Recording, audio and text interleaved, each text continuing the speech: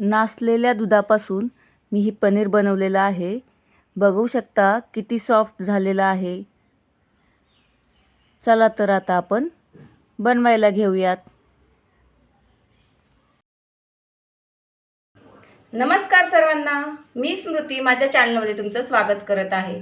आज आपण बनवणार आहोत नासलेल्या दुधापासून पनीर. बराच वेळेस असं होतं की आपल्याला दूध गरम करायला उशीर झाल्यामुळे दूध नासलं जातं किंवा आता गरमीचे दिवस चालू झालेले आहेत त्याच्यामुळे देखील दूध नासलं जातं.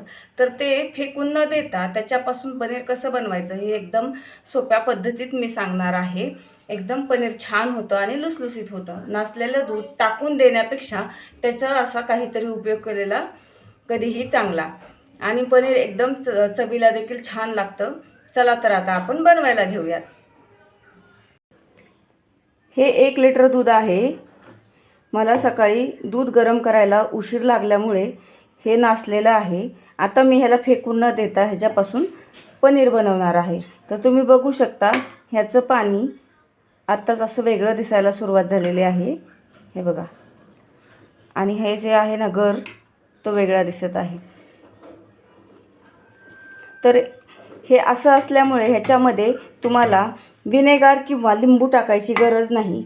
पण ज्यावेळेस तुम्ही दुधाचं पनीर बनवत असाल त्यावेळेस तुम्ही त्याच्यामध्ये लिंबाचा रस किंवा विनेगर टाकून पनीर बनवू शकता. तर हे ऑलरेडी नासलेलं आहे त्याच्यामुळे हे लिंबू किंवा विनेगर ह्याच्यामध्ये टाकायची गरज नाही आहे. चला तर आता आपण पुढच्या प्रोसेसला सुरुवात करूयात. अशा प्रकारे एक भांडं घ्यायचं आहे आणि त्याच्यावरती हे ज्या चाळणीने आपण पुरण वगैरे वाटतो ती चाळणी त्याच्यावरती ठेवून घ्यायची आहे. ह्याच्या खाली भांडं ह्याच्यासाठी ठेवायचं आहे की ज्यावेळेस आपण हे नासलेलं दूध ह्याच्यामध्ये ओतू ना त्यावेळेस त्याचं पाणी खाली गेलं पाहिजे आणि वरती फक्त आपलं पनीर शिल्लक राहिलं पाहिजे. चला तर आता आपण हे दूध आहे ते ह्याच्यामध्ये टाकून घेऊयात.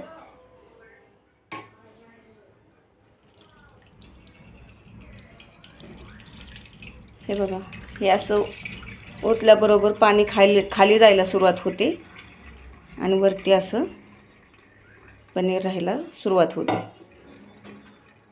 एकदम सोपी पद्धत आहे. छान पनीर होतं आणि दूधही वाया जात नाही.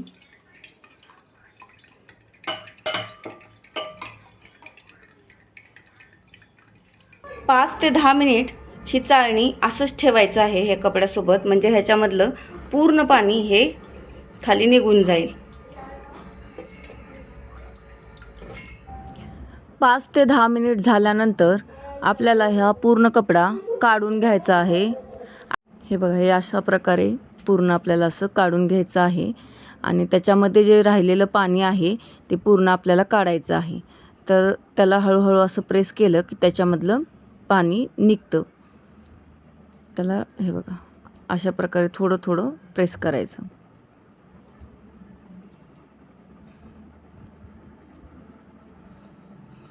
बघू शकता तुम्ही आता ह्याचं पाणी वेगळं झालेलं आहे आणि वरचं मिश्रण वेगळं झालेलं आहे. आता आपल्याला पुढे हे अशा प्रकारे गाठ बांधून घ्यायची आहे.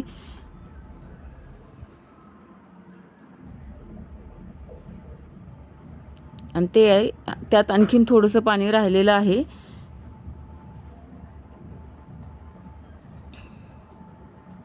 अशा प्रकारे आणखीन ह्या भांड्यावरती चाळणी ठेवून हे जे आपण बनवलेलं आहे ते ह्याच्यावरती एक अर्धा तास तरी ठेवून घ्यायचं, म्हणजे ह्याच्यामधलं जे काही थोडंफार पाणी राहिलं ते निघून जाईल. अशा प्रकारे एक छोटंसं भांडं घ्यायचं आहे आणि त्याच्यामध्ये आपण जे तयार केलेलं पनीर आहे, म्हणजे ज्याच्यातून आपण पाणी काढून घेतलेलं आहे ते ह्याच्यामध्ये असं ठेवून द्यायचं आहे. आणि ह्याच्यावरती काहीतरी ओझं ठेवायचं आहे, म्हणजे राहिलेलं थोडंफार काही जे पाणी असेल ते पण निघून जाईल आणि आपलं पनीर व्यवस्थित सेट होईल. आणि हे असं ओझं ठेवल्यानंतर आपल्याला एक 7 ते 8 तास ह्याला असंच ठेवायचं आहे.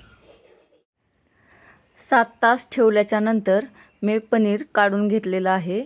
बघू शकता आता तुम्ही पनीर चांगल्या प्रकारे सेट झालेलं आहे आणि एकदम सॉफ्ट असं झालेलं आहे.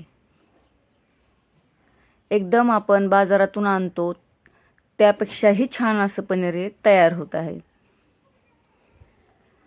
बघा सुरीच्या साहाय्याने मी तुम्हाला कट करून दाखवते की, आणि कट करतानाच लक्षात येते की पनीर किती सॉफ्ट झालेलं आहे. तुम्हाला त्यातला एक पीस काढून मी दाखवते. हे बघा, एकदम सॉफ्ट होतं पनीर. आता ह्याचे थोडेसे छोटेसे पीस करून घेऊयात. असे मी ह्याचे छोटे छोटे पीस करून घेतलेले आहेत आणि तुम्ही बघू शकता पनीर किती सॉफ्ट झालेलं आहे. नक्की ट्राय करा आणि सांगा पनीर कसं होतं ते. आणि अशाच माझ्या वेगवेगळ्या रेसिपीज बघण्यासाठी माझ्या चॅनलला सबस्क्राईब करा. बाय. भेटूयात लवकरच दुसऱ्या रेसिपीसोबत.